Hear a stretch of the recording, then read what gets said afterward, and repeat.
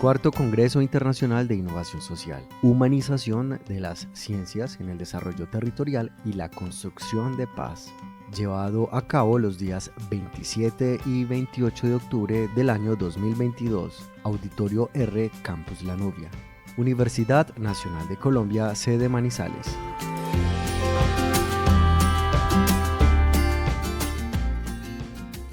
Invitamos a Joana Milena Hoyos Ruiz, ella es magíster en Ingeniería e ingeniera de Diseño de Producto de la Universidad de IAFIT, con su ponencia Equidad de Género en las Comunidades Cacacultoras para el Desarrollo Rural y la Construcción de Paz en Tumaco, Nariño.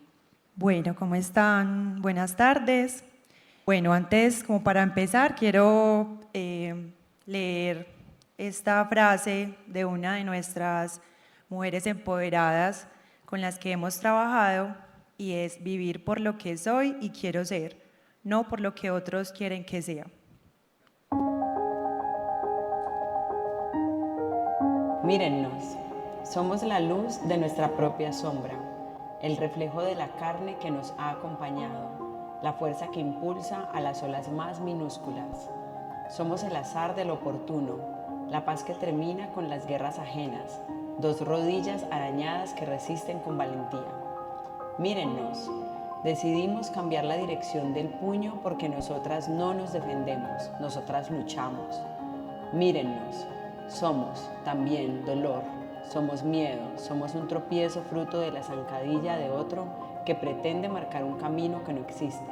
Somos también una espalda torcida, una mirada maltratada, una piel obligada, pero la misma mano que alzamos abre todas las puertas. La misma boca con la que negamos hace que el mundo avance, y somos las únicas capaces de enseñar a un pájaro a volar. Mírennos, somos música, inabarcables, invencibles, incontenibles, inhabitables. Luz en un lugar que aún no es capaz de abarcarnos, vencernos, contenernos, habitarnos, porque la belleza siempre cegó los ojos de aquel que no sabía mirar.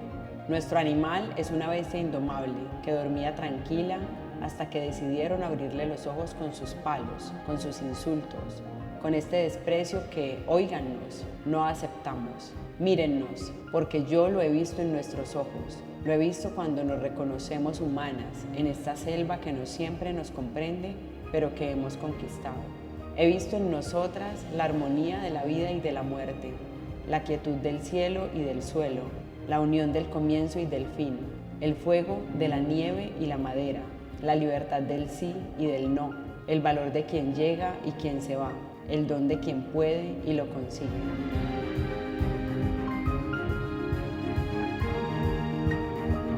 Mírennos y nunca olviden que el universo y la luz salen de nuestras piernas, porque un mundo sin mujeres no es más que un mundo vacío y a oscuras, y nosotras estamos aquí para despertarlos y encender la mecha.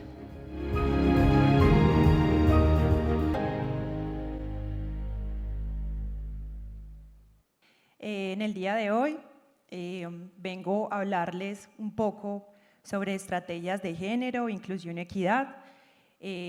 Como me presentaron ahorita, digamos que, claro, como profesión soy ingeniera, magíster y un montón de cosas, pero quería de alguna manera mostrarles esa otra cara de esta mujer que ven enfrente, ¿cierto? Además de lo profesional, soy una mujer que es docente, se conecta con lo sensible, con todo lo vivo, y finalmente quiere esa transformación social desde los pequeños actos. Ustedes ven acá una mujer, que por algo estoy acá parada, y con una responsabilidad también como por esto.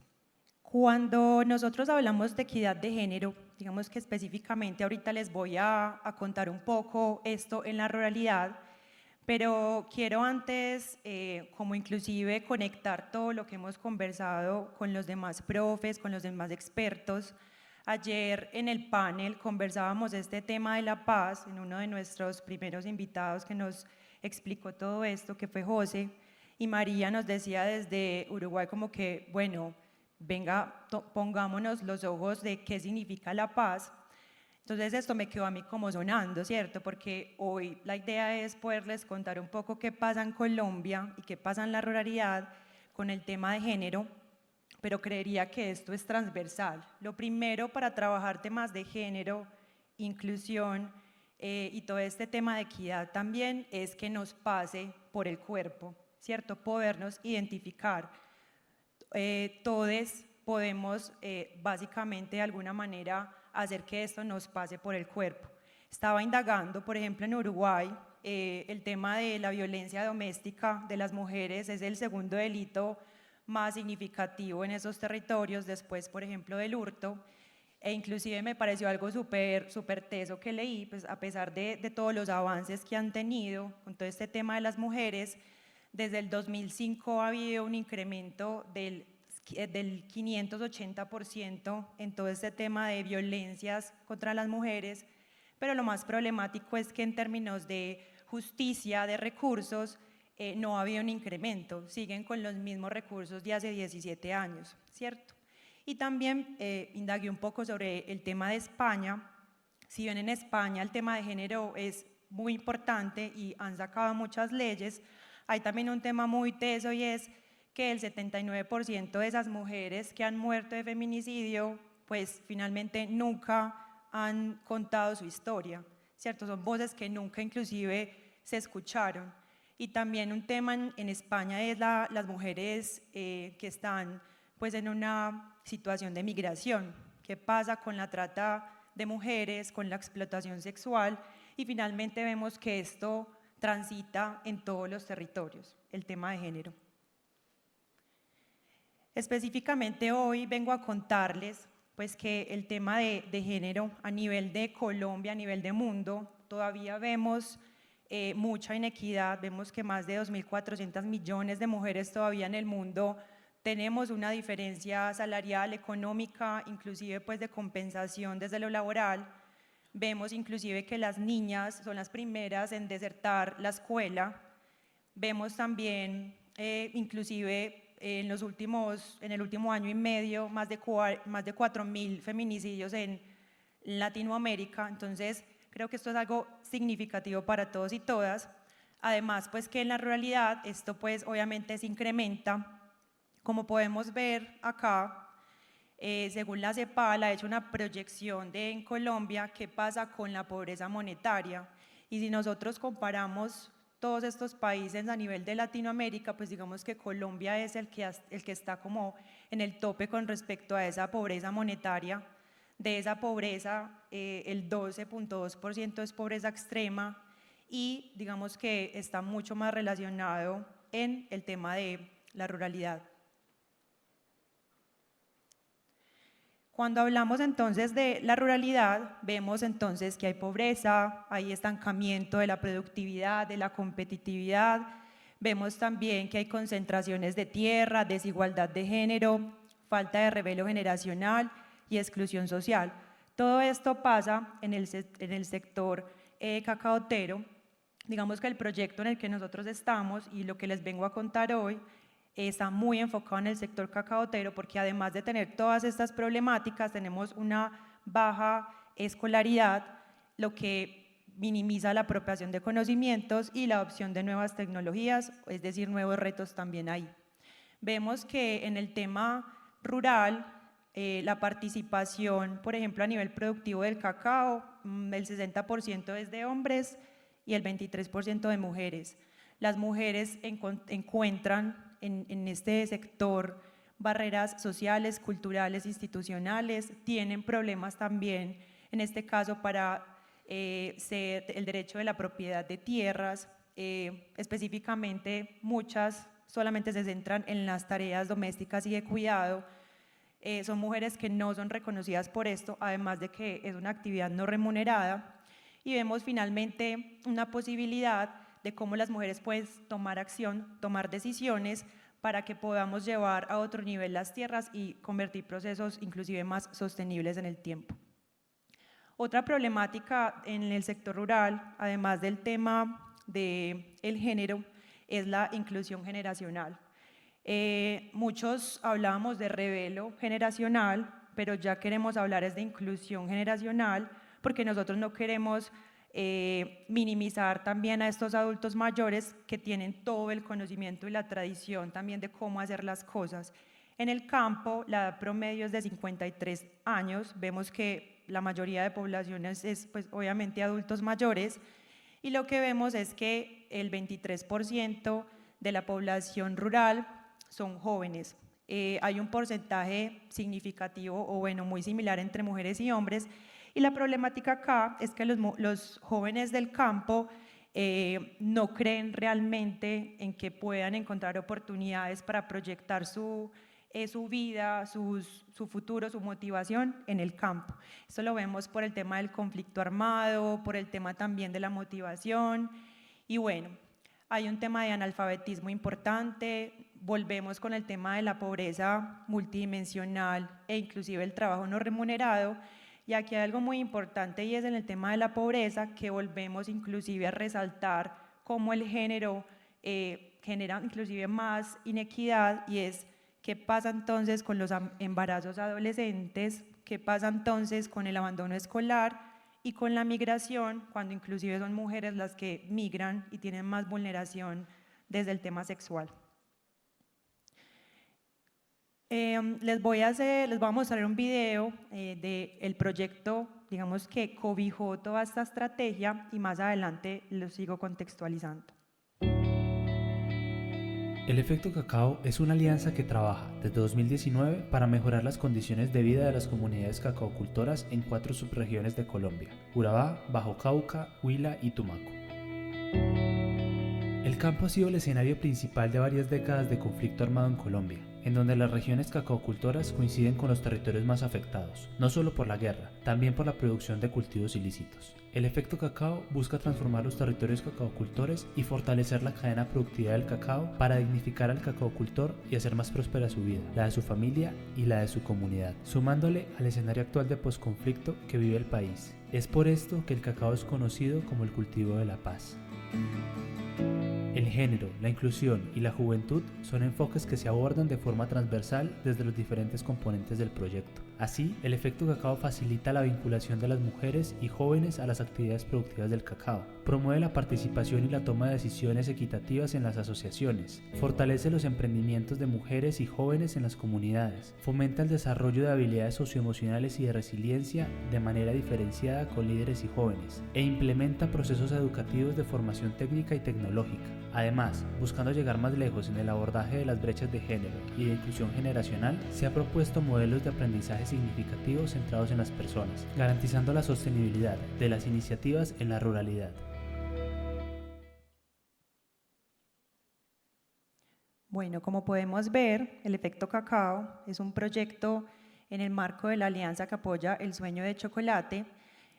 Como pudimos escuchar también en el video, finalmente buscamos mejorar las condiciones de vida de los productores de cacao y sus comunidades por medio de un cultivo empresarial generador de desarrollo. Tenemos como diferentes frentes, que es uno desde la productividad. Ayudamos a esos cultivos de cacao para que sean cada vez más productivos, obviamente con nuevas siembras y rehabilitación de los cultivos. Hay una promesa, pues, obviamente, de mejorar este tema con respecto a las hectáreas. También tenemos en cuenta a las mujeres y jóvenes para generar comunidades emprendedoras, y también mejoramos competencias desde el tema socioemocional y de resiliencia. Estos son, pues, digamos que los municipios donde estamos interviniendo actualmente el proyecto. El proyecto llevamos ya 4 años, y hoy les voy a contar el caso de estudio puntual de Tumaco. Tumaco es un municipio, por aquí está, de Nariño. Tumaco, todos estos son territorios PEDET, son obviamente territorios donde hay alto conflicto armado. Específicamente Tumaco, el 95% de la actividad productiva es el cacao. No sé los que sepan mucho de cacao, pero hay un cacao que se llama Fino y Aroma, que lo pagan muy bien y es exquisito en todo el mundo, y en muy poquitas partes del mundo se produce. En Colombia se produce en algunas partes, y una de esas es Tumaco. Entonces, digamos que es esa oportunidad de ver el cultivo de cacao, como dejar a un lado todos estos procesos ilícitos para empezar también a construir paz desde lo productivo. Para poder entonces cobijar toda esta estrategia, nosotros planteamos un tema de equidad, género e inclusión. Nos centramos mucho en procesos de aprendizaje significativo adaptados en las personas. Es muy importante nosotros entender esas historias, entender el territorio. Nuestras premisas de la estrategia nos enfocamos en el tema de la educación experiencial y popular, llevamos un conocimiento, pero el conocimiento finalmente se construye de la mano de las personas, experimentamos para minimizar brechas, generamos, digamos que momentos de confianza, porque este tipo de trabajos realmente las personas se abren y lo primero es poder generar confianza y que pueda haber como este intercambio también como de anécdotas y de emociones. Y finalmente lo que yo les decía, son procesos que se deben de atravesar el cuerpo, generar un vínculo. Nos centramos en la innovación social y economía del comportamiento, cómo podemos generar valores sociales de participación ciudadana, cómo inclusive podemos desde escuchar a las comunidades y entender por qué toman decisiones, cómo hacer viable las estrategias y la implementación. Creemos en que no necesitamos el asistencialismo, hay muchas acciones con daño que usualmente hacemos solo para pues finalmente cumplir un presupuesto, pero no le queda nada a la comunidad. Entonces en este proyecto estamos muy enfocados también en cómo garantizar esa acupuntura social para que puedan ellos mismos replicarlo en el tiempo. El tema de las dimensiones de desarrollo sostenible, cómo viabilizar, cómo generar procesos respetuosos con el medio ambiente y finalmente temas de equidad social. También tenemos intervenciones de teoría feminista muy del feminismo comunitario y el diseño pues también para lo vivo. Nosotros somos muy conscientes del tema de la interseccionalidad. Finalmente entendemos que todos y todas quizá tenemos opresiones estructurales. En este momento estamos conscientes de esas miradas de género, clase, raza, sexualidad, que de alguna manera genera múltiples dimensiones de desigualdad y con el proyecto las queremos minimizar. Y finalmente, parte pues como de la experiencia que les vamos a contar acá desde lo educativo, es cómo hemos resignificado el aprendizaje para generar una base desde la cultura de cambio en nuestros territorios. Tuvimos 2 retos acá con las comunidades. El primero fue promover masculinidades y feminidades emancipatorias. No es solo un trabajo con mujeres, ¿cierto? No de nada sirve un trabajo solo con mujeres. Aquí vinculamos hombres, niños, adultos mayores. Súper importante el reconocimiento del cuidado colectivo y la paridad participativa.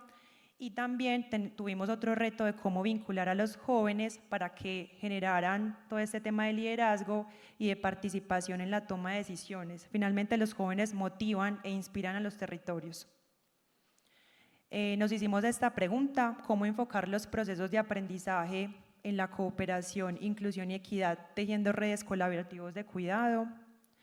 Y empezamos a entender que a nivel de metodología deberíamos empezar a conectarnos con las personas y con sus territorios desde la parte sensorial, desde el tema del lado expresivo, desde el tema social, desde el tema experimental, emotivo y mental. Nos dimos cuenta también que finalmente debemos reconocernos como personas, entender que somos habitantes permanentes del cambio, que tenemos cada vez necesidades, preocupaciones y dinámicas sociales que van cambiando.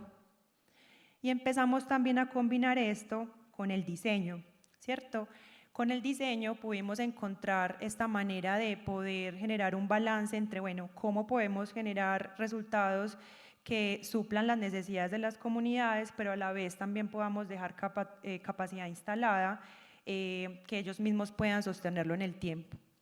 Dentro de toda esta transformación del diseño, que inclusive me conecté mucho con el profe Edgar en una de las ponencias de la mañana, hemos visto también cómo el diseño se ha transformado en los últimos 20 años y hemos pasado de un diseño más funcional, estético, hasta un diseño más emocional. El llamado hoy es poder conectar el diseño para lo vivo, el diseño para el bienestar e inclusive cómo poder utilizar el diseño para solucionar problemas, a esos retos emergentes también como muy desde lo social. Aquí entonces empezamos a hacernos estas preguntas y es cómo a través de toda esta metodología podemos generar experiencias significativas para las personas, cómo podemos generar un diseño para la felicidad, entendiendo que tenemos un marco de actuación en el proyecto, entendemos unas limitaciones, son municipios donde hay alto conflicto armado, pero es desde nuestro rango de actuación cómo podemos movilizar todo este tema desde el bienestar y desde la felicidad. Nos dimos cuenta entonces de que la metodología, pues independientemente del proceso de diseño, utilizamos innovación social, pensamiento creativo, context mapping, o sea, aquí pues el que haya relacionado con metodologías de diseño hay N.000, pero finalmente nuestra intención fue, venga, ¿cómo podemos vincular el diseño participativo para que esta metodología sea co-creada por las mismas comunidades? Acá entonces nuestro aporte es, venga, ¿cómo podemos nosotros entender a estas comunidades, entenderlas como cebollitas, que uno les va quitando las partes una por una? Generalmente cuando nosotros investigamos a esas personas o las observamos o les hacemos entrevistas o vamos a las comunidades, nos quedamos como en este punto del conocimiento donde, no, ellos me respondieron eso, es lo que me dice o lo que piensa esa persona. Generalmente nos quedamos en ese conocimiento explícito de la persona. No, yo tengo estas necesidades, yo siento esto, la persona me está comunicando lo que yo le estoy preguntando.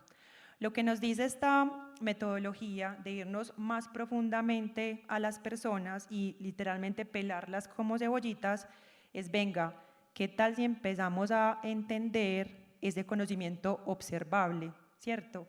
¿Qué está pasando con ese usuario desde la observación?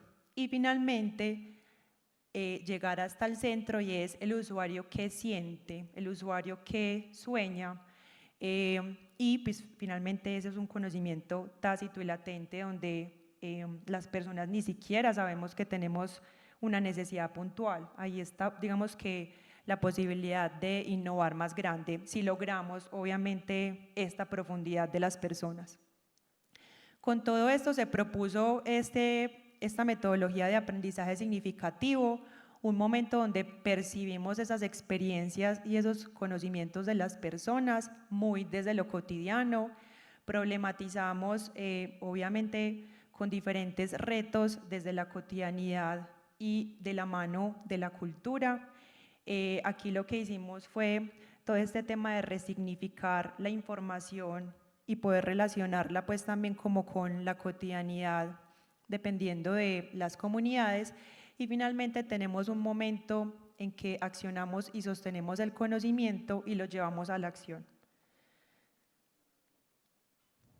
Aquí puedo mostrar un poco más, bueno, aquí voy a explicar. Miren que esto funciona como eslabones de aprendizaje, ¿cierto? Miren que finalmente pues aquí no se ve muy bien con la luz, pero este primer momento de aprendizaje genera un eslabón que se asocia a ese eslabón donde yo estimulo y analizo la información y se relaciona con la memoria sensorial.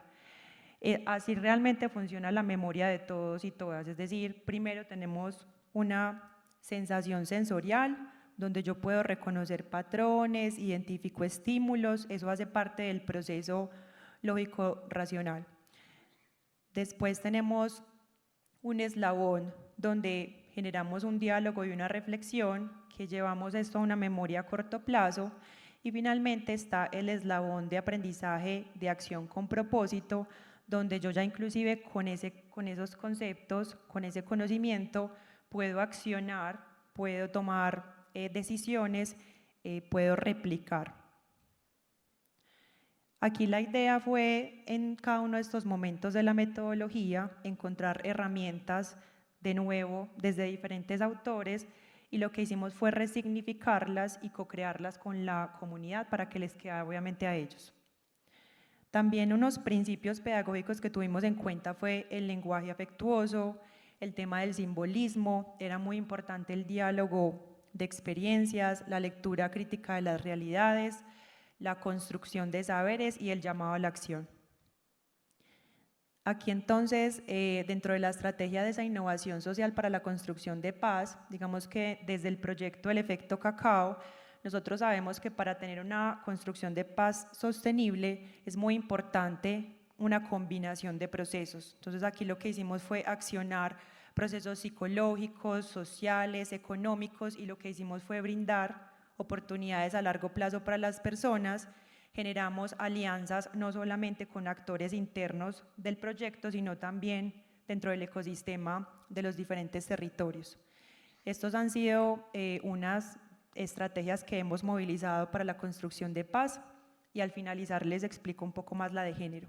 Esta es una estrategia que se llama Soy Cacao Cultore, que lo que hace es poder fortalecer esas capacidades de empoderamiento de las personas y generar pues oportunidades económicas lícitas. Aquí se hace una capacitación digna a los cacaocultores y cacaocultoras. La idea es modernizar su tecnología, adaptar obviamente según sus conocimientos, poder beneficiar también el cultivo, y con un equipo de extensionistas que ellos lo que hacen es adaptarse a los conocimientos y a las características de las personas, hacen un proceso de asistencia técnica y orientación muy desde lo humano, además de haber pues habilidades técnicas y comerciales y administrativas. Tenemos una segunda estrategia que es el tema de emprendimiento. Aquí lo que hacemos es promover esas capacidades emprendedoras en las mujeres y en los jóvenes mediante un acompañamiento, construyendo futuro y bueno, finalmente ayudándolos a empoderar. Tenemos otra tercera estrategia que se llama Universidad en tu Colegio. Aquí la idea es trabajar con estudiantes de 10º y 11 de las instituciones oficiales para ir proyectando esa visión y esa motivación de qué quieren ser, pero muy conectado con obviamente ese desarrollo rural. Han habido convenios, hemos generado también programas técnicos laborales para pensar no solo en que queden capacitados, sino abrir oportunidades laborales que sean obviamente de su motivación. Tenemos esta estrategia que se llama Contigo, Conmigo y con Todes. Es una estrategia que lo que hace es fortalecer habilidades de resiliencia y habilidades socioemocionales, y trabajamos también con jóvenes y con niños de las regiones. Finalmente, tenemos esta estrategia que se llama la Escuela para la Equidad. Esta escuela, finalmente ustedes saben que la historia humana ha sido construida pues, en relaciones de desigualdad, control y subordinación entre los géneros. Entonces, lo que quiere esta escuela o lo que ha pretendido es aumentar la participación de mujeres y jóvenes en las actividades productivas, pero primero reconociendo pues obviamente todo este tema de equidad, de género, de paridad participativa y de liderazgo. Para este tema de la Escuela para la Equidad, aquí no se ve muy bien la imagen, pero lo que hicimos fue generar 3 tipos de competencia. Esto ha sido un proceso con esta escuela de 1 año y medio, entonces tenemos que garantizar que las personas entran de un punto A un punto B. Esa es la manera en que podemos generar la trazabilidad y la captación de conocimientos. Nos centramos en el reconocimiento, la redistribución y la participación. Esos fueron como nuestros 3 grandes focos o competencias de esta Escuela para la Equidad, recordando que el reconocimiento son esas acciones individuales y conectivas que generan valor, ya sea público, genera también valor de paridad participativa, de igualdad de derechos. El tema de redistribución, que inclusive nos conversaba ayer el profe Carlos cuando hablaba también de paz, es de cómo podemos equiparar esas prácticas reproductivas con las prácticas productivas. Y el tema de la participación es esa posibilidad que tenemos de tener esa pertinencia social, disposición de asumir posturas y acciones también de tomas de decisiones. Digamos que esta escuela la montamos desde 3 tipos de saberes, desde el conocimiento, desde las prácticas y desde lo afectivo. Con esto logramos, además de generar herramientas adaptadas a las comunidades, que ellas mismas generaran sus herramientas. Nos fuimos mucho con el tema del storytelling, cómo podemos generar cuentos de cada uno de los territorios donde se explore temas de roles, de estereotipos, de violencias basadas en género, de masculinidades alternativas, de economía del cuidado, y se genera pues también como esa co-creación de esas herramientas didácticas. Esto es lo que hemos movilizado en todo este año y medio de la Escuela para la Equidad. Muy importante el tema de la acupuntura social. Nosotros no pretendemos llegar a toda la comunidad de entrada al 100%.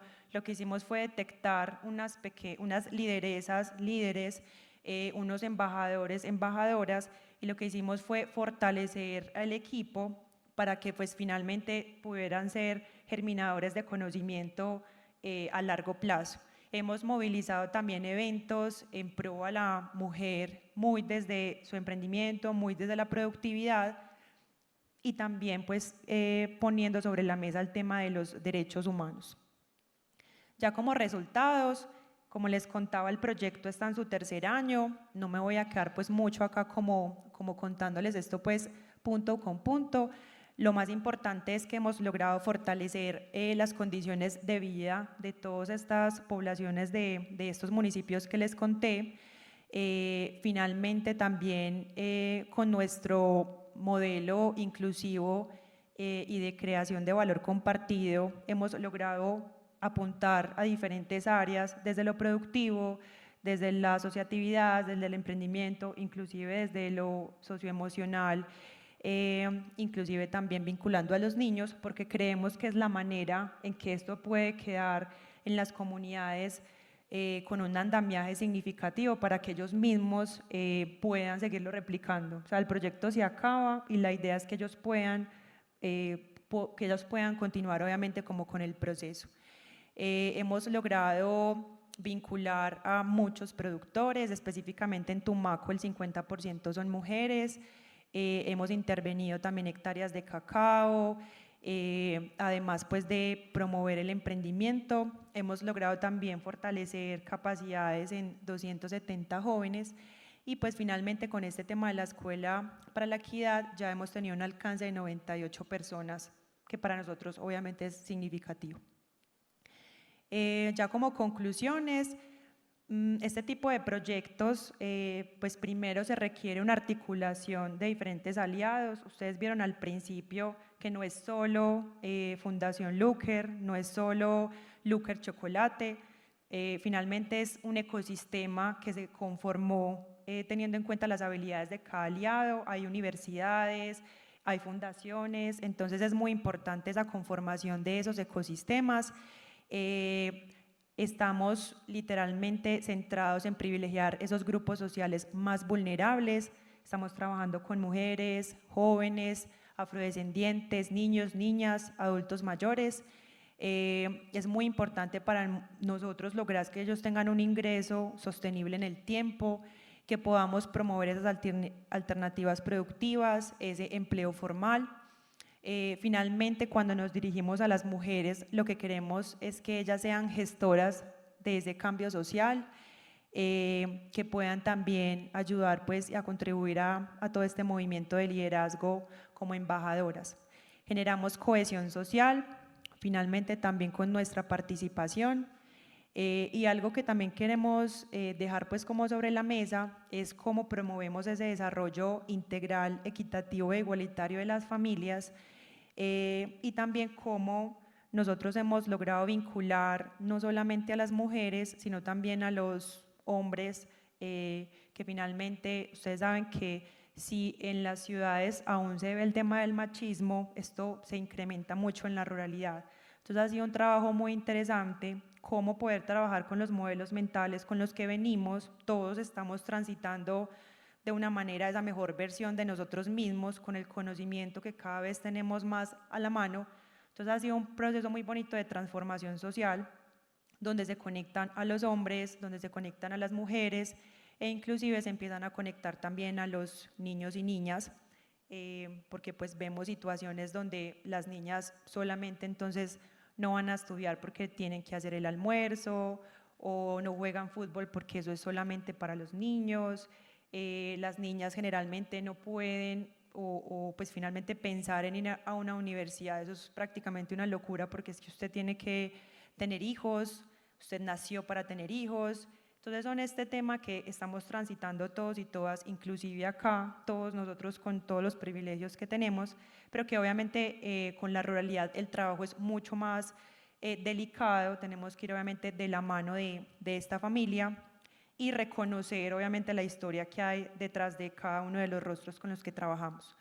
Específicamente, quiero contarles que esto literal debe pasar por el cuerpo. Vuelvo inclusive a mi presentación cuando les estaba diciendo, me ven acá parada, mujer blanca, con unos privilegios, estoy aquí parada, he tenido educación, he pasado por universidades, he tenido la posibilidad de viajar. Cuando empecé este tema con las mujeres, que es algo pues muy bonito, uno empieza a entender que pues finalmente es necesario reconocer la diferencia, pero sobre todo porque es necesario reconocer la historia de cada una de esas personas con las que uno está trabajando, entender mi privilegio, entender las situaciones de opresión o de vulnerabilidad por los que otros pueden estar pasando. Eso lo que hace es que nos convirtamos en seres más empáticos y podamos empezar a vernos con paridad en los ojos.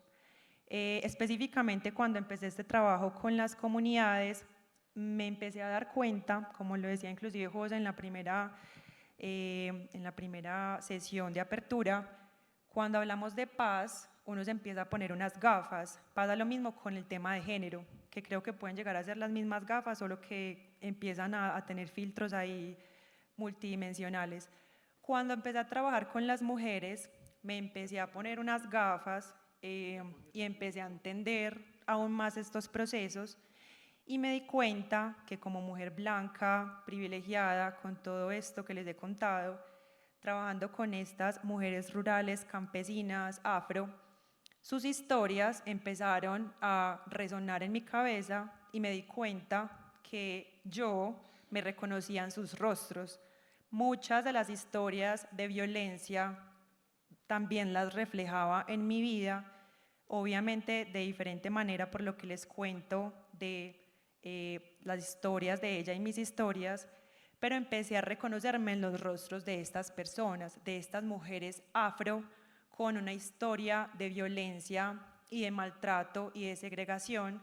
Cuando yo empecé a conectarme, sentí que este proceso me pasaba por el cuerpo. Entonces yo siento que independientemente de que somos mujeres, hombres, bueno, independientemente de la orientación sexual, la identidad, siento que eso es un proceso que debe pasar por el cuerpo de todos y todas.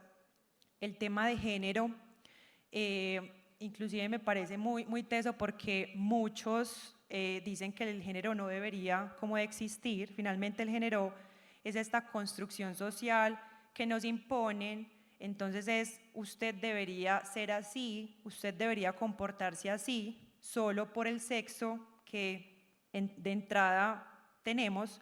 Recuerden que el sexo, hay tres formas de entender el sexo, desde los cromosomas, desde los genitales o desde la cantidad pues como del tema hormonal. Entonces empieza a surgir todo este tema de, bueno, finalmente el género nos sigue dividiendo, ¿cierto? Entonces somos femenino, masculino, intersexual, es un poco como que, bueno, el género nos sigue dividiendo, pero finalmente entonces con todas estas divisiones es cuando el género me está diciendo yo cómo debería de comportarme por ser mujer. Se generan un montón de prejuicios, un montón de segregaciones, narrativas que nos dicen cómo debería ser el mundo, que todo esto obviamente genera violencia. Lo conversábamos también ayer en otros expertos. Entonces aquí finalmente el llamado es, quizá el género en sí no debería de existir porque sigue siendo esta segregación pero si nosotros no ponemos el género sobre la mesa, si nosotros no entendemos que sí hay una diferencia entre una mujer negra campesina que pueda estar aquí parada enfrente mío, sí debo de reconocer que somos diferentes, pero más allá de eso es poder custodiar y entender su pasado, su historia, su situación de vulnerabilidad Y finalmente es eso, o sea, es cómo nosotros reflexionamos el género desde esa mirada, o sea, debemos empezar a reconocer las historias de todos y todas y pues ojalá algún día no tengamos que poner el género sobre la mesa para poder entonces pensar en la equidad de los derechos de estas otras personas que han estado oprimidas como por tantos años. Quería hacerles esta reflexión.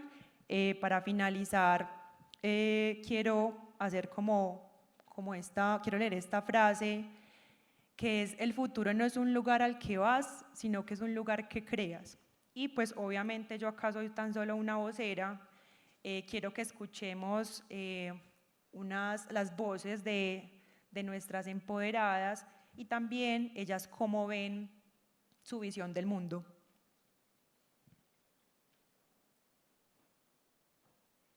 Nos dedicamos a la producción de cacao en todas sus presentaciones, como lo es la producción, comercialización, transformación y elaboración de artesanías.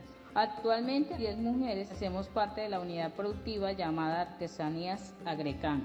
Nos motivó trabajar en este emprendimiento la generación de ingresos a través de un trabajo que se realiza desde nuestras casas, utilizando materiales del árbol de cacao, como es la mazorca que no se logra desarrollar, al igual que las ramas que quedan después de las podas.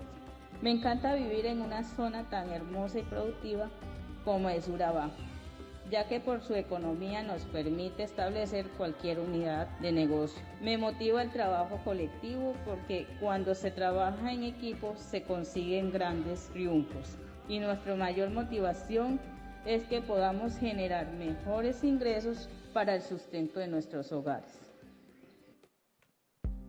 Mi nombre es Laura Fernanda Ríos. Soy del hermoso municipio de La Grada Huila. Tengo 22 años de edad. Me motiva mi familia, Dios. Además de ello, me motiva mi región, mi pueblo, mis costumbres, la naturaleza. Me encanta la cultura opita, la cultura colombiana y la cultura del mundo. Soy una mujer apasionada por el turismo, por el cuidado y protección del medio ambiente, de nuestras riquezas naturales, culturales e históricas. Me motiva el futuro del mundo, que son los niños.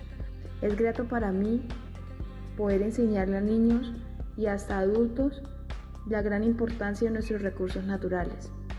Esa es mi historia para poder agradecer a la vida todo lo que me motiva. Mi nombre es Norelia Rodríguez. Mi nombre es Julieta Echeverri. Nuestro emprendimiento es Bosque Catío. Nuestra principal motivación es la sostenibilidad del medio ambiente y el trabajo en equipo pues junto con la familia.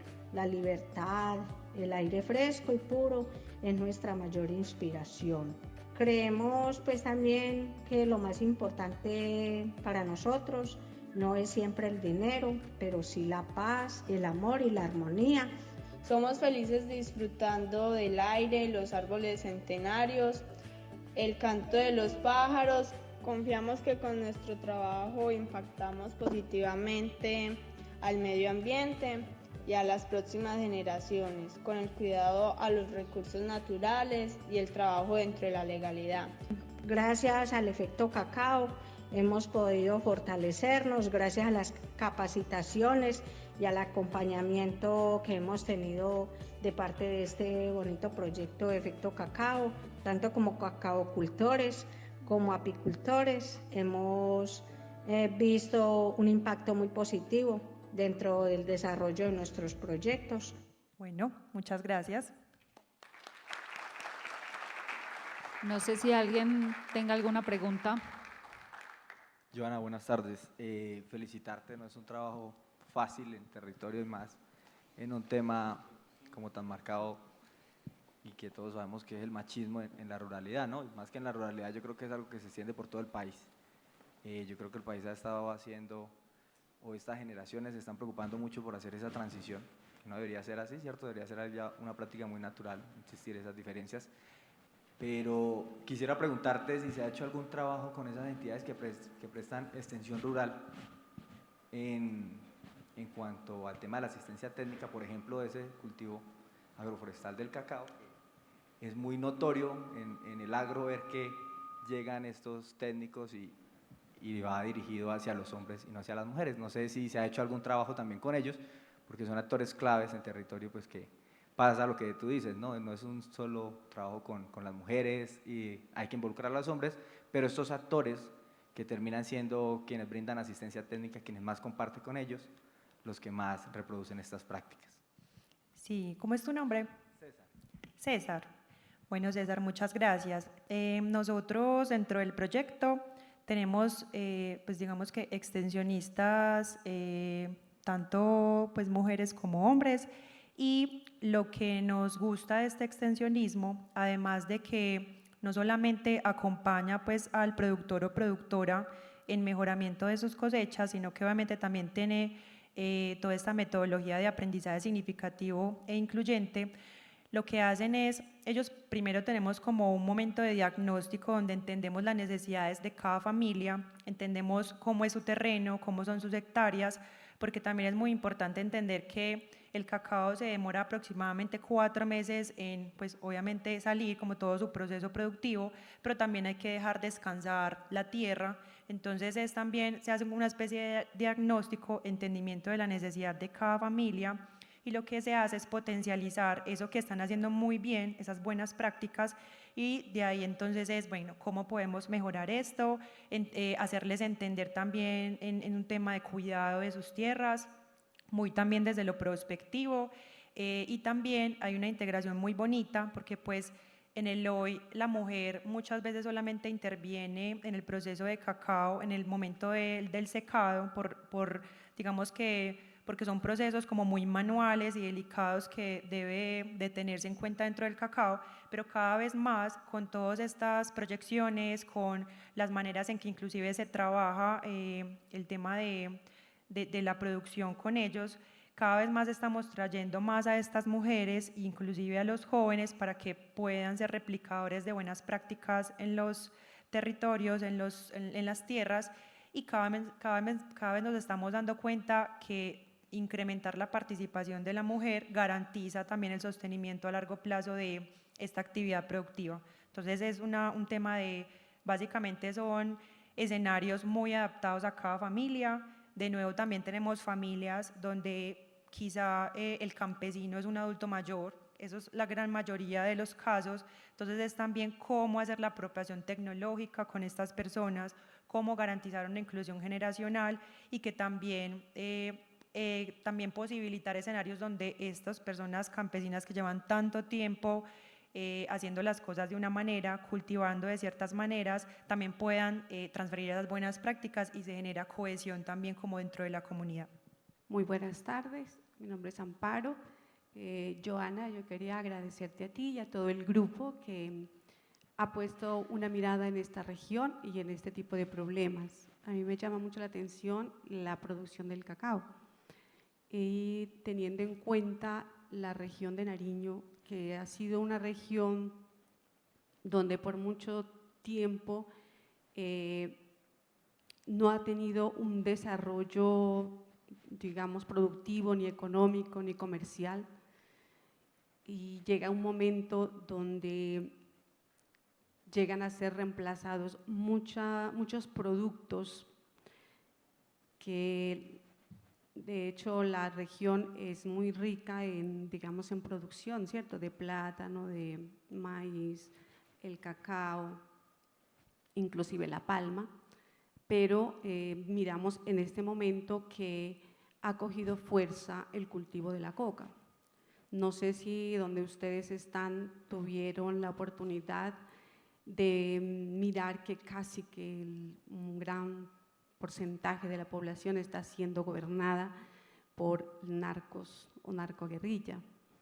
Y de hecho el gobierno anterior han tratado de apoyar mucho a estos campesinos para que se sustituya nuevamente la producción, ¿cierto? Que dejen de sembrar la coca, vuelvan a sus productos normales, pero es muy difícil por lo que digamos, el dinero que produce el producir coca no reemplaza ninguno de los otros productos. Además, porque cultivar sectores pequeños no da como para tener un tipo de producto exportación. Entonces, no sé hasta qué punto el proyecto de ustedes puede quedar, y que sería muy bueno que tenga sostenibilidad, que tenga ese alcance de poder reemplazar, y pensaría que el gobierno tendría que también ser partícipe para generar vías de acceso para transporte de estos productos, porque ese también ha sido un problema de esta región, la falta de medios para comercializar sus productos. Entonces, ha sido muy complicado en este momento, como digo, la mayoría están y no quieren dejar la producción de la coca porque les genera mucho recurso. Igual la labor, la mano de obra está siendo muy difícil, tampoco quieren dedicarse como al cultivo porque no necesitan, porque es tanto lo que tienen ya que no necesitan trabajar en otros trabajos que no les produce lo mismo. Entonces, se ha generado una serie de problemas culturales muy grandes. Entonces, pues agradezco a ustedes que hayan puesto la mirada y que dejen algo sostenible teniendo en cuenta toda esa clase de problemas que tiene la región de Nariño. Muchas gracias. Muchas gracias. ¿Cómo es tu nombre? Amparo. Amparo, sí, tienes toda la razón. De hecho, cuando estaban iniciando el proyecto, que estaban escogiendo qué municipios impactar, nos cuentan que pasaban como por la avioneta en Tumaco y lo único que se ve es cultivos de coca realmente. O sea, es una de las cosas que más se ve en Tumaco y era como que, wow, bueno, ¿cómo vamos a hacer acá? ¿Cierto? Pero también se convirtió en un reto muy bonito. Creería que nosotros como proyecto, nosotros no obligamos a las familias directamente a que usted deje esta actividad. Nosotros lo que hacemos es toda la intervención productiva de los terrenos, de la rehabilitación de los cultivos, de las tecnologías, de toda la infraestructura que se necesita para eso. Es una especie de te vamos a apoyar con esto siempre y cuando te dediques a esto. Obviamente con el tema del cacao puedas priorizar este tipo de cultivos. Además que hay algo muy bonito y es que hemos cuantificado que todas nuestras familias el 100% han dejado de cultivar coca. Ellos cuando cuentan sus historias plenamente ponen sobre la mesa y dicen nosotros pues cultivábamos coca, era la única manera en que sobrevivíamos.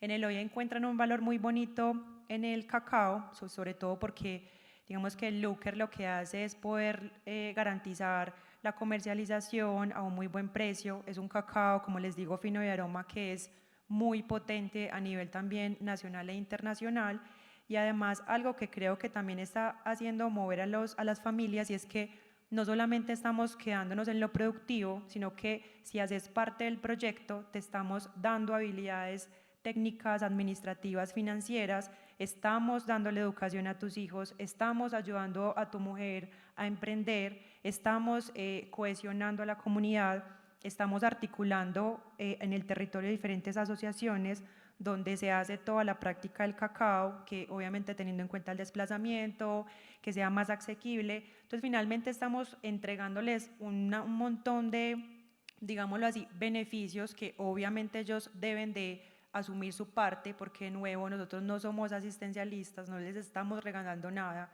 creemos firmemente en que parte de la transformación de este país es la educación, y por eso creo que es algo que ellos mismos están dando cuenta y a la larga ven más oportunidades de transformación, no solamente para ellos mismos, sino para sus familias, irse por este tipo de oportunidades, pues también como de desarrollo rural. Gracias.